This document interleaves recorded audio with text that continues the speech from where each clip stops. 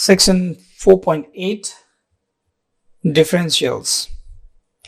By the end of this section, you should be able to describe the concept of a tangent line approximation.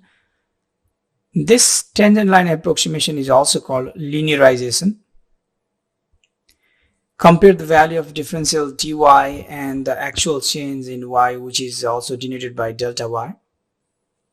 And you should be able to estimate the propagated error using a differential, and eventually find the differential of a function using differential formula. Keep in mind, this tangent of line approximation, because we are using a line to approximate the value, this is also called linearization. Tangent line approximation or linearization, they are same thing. Okay, tangent line approximation or linearization. Let's say you have a function f of x equal to square root of x, and you want to calculate the value of this function when x is 4.1. So that means we're looking for the value of the square root of 4.1. Since 4.1 is not a square number, perfect square number, so finding the square root of 4.1 is not easy thing.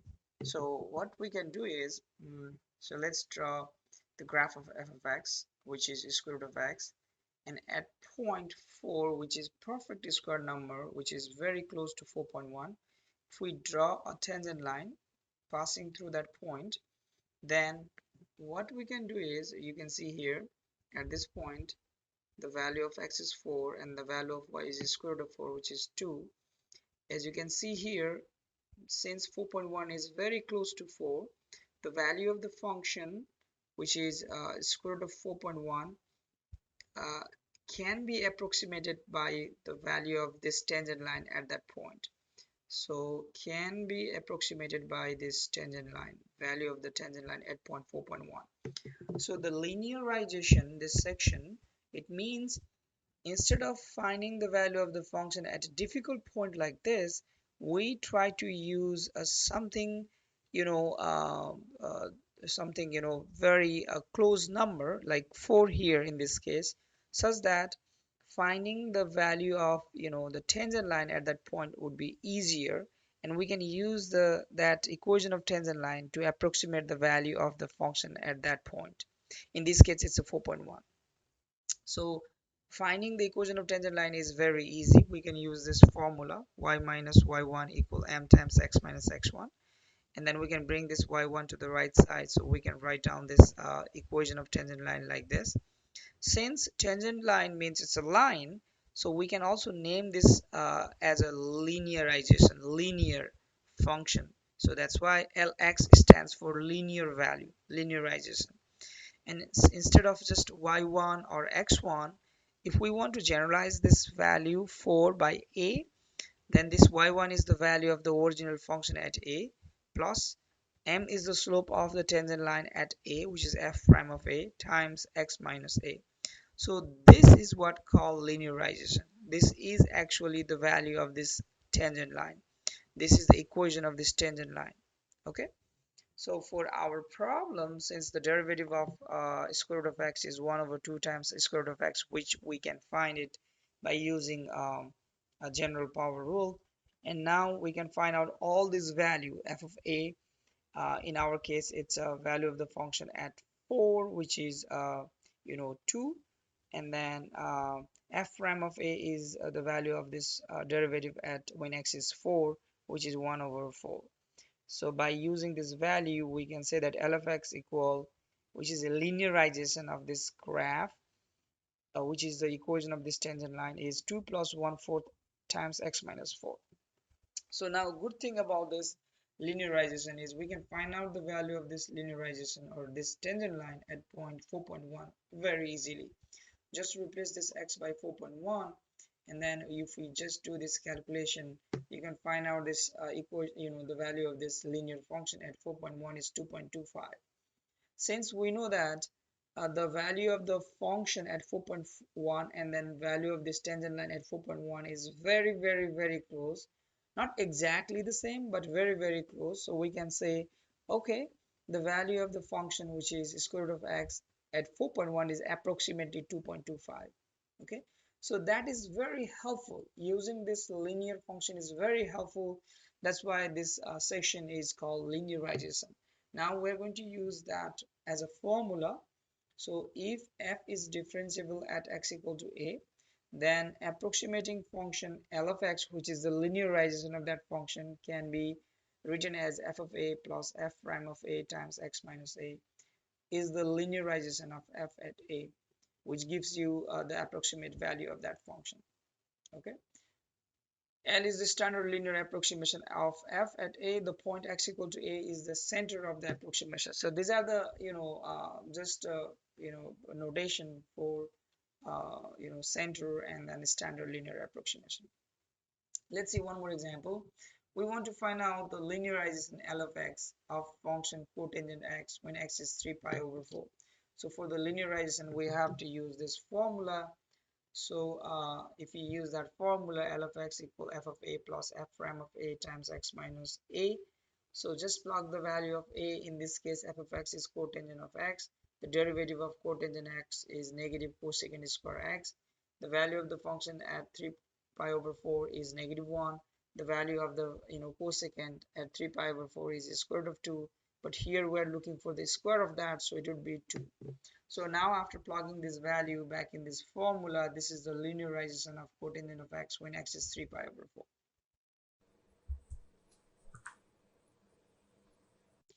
So there is another thing called differential. So let's say y equal f of x be a differentiable function, then differential dx is an independent variable. The differential dy can be found by finding the derivative, which is basically, you have y equal function of x, you just differentiate with respect to x both sides. It gives you dy over dx equal f prime of x, which also can be written as dy equal f prime of x times dx, and that's called differential. So this is the function we have given, y equals sine times 3x squared, and we would like to find out the dy. This is the formula. So make sure that f of x means it's a sine 3x squared. So when we try to find out the derivative of this function, we can use the chain rule. So that means the derivative of sine is cosine, and the derivative of whatever we have inside here is 6x. So dy is f prime of x, which is this value, times dx. Okay, sometime we might have to use this, change in y and change in x thing. For example, let's say there is a function f of x, and then there is a point, let's say x equal to a, and at that point the value of the function is f of a. And if we try to take some other point, very close point, a plus del x means change in x. So by going from x equal to a to this point, the small change is del x. In that case, we can find out the change in y, which we denote it by del y. Del y is actually can be found by using this graph, using the tangent line or equation of the line, and this is the formula we can use. When epsilon, which is very, very small number, goes to 0, the change in y can be approximated by derivative of the function at a times del of x. There is one example I'm going to do where we are going to find out the change in a function happens when change in the variable happens. For example, the diameter of a tree was 12-inch. So initially the diameter was 12-inch. During the following years, the circumference increased 4-inch. So now, because tree, the size of the tree can grow, so initially it was 12-inch diameter, but now the circumference of that tree increased by 4 inch. Now our goal is to find out how much did the tree's diameter increase, about how much did the tree's cross-sectional area change. So your tree could be look like this, but we're just focusing on this branch, this kind of thing, which can be use as a circular part only. So we're not talking about these leaves and then this upper body. So in this problem, initially let's say d stands for the diameter of that part. D was 12-inch. Now after a year, for example, the circumference changed by 4 inch. So the meaning is the change in circumference, which we can write down as a DC, which is a small change in circumference, is 4 inch. Now what happens to the change in diameter? That's what we want to find out. Here we're using this D, like the differential here, dy or dx means change in y, small change in y and a small change in x. So in this case, we would like to find out what is dd, which is small change in diameter. We know, the circumference of this kind of circle can be found by using this formula, which is 2 pi r, which is basically pi times d, because 2r means d. So now if you try to find out the change in c, which is derivative of c, you can just find out the derivative both sides. So change in c is equal to pi times change in diameter.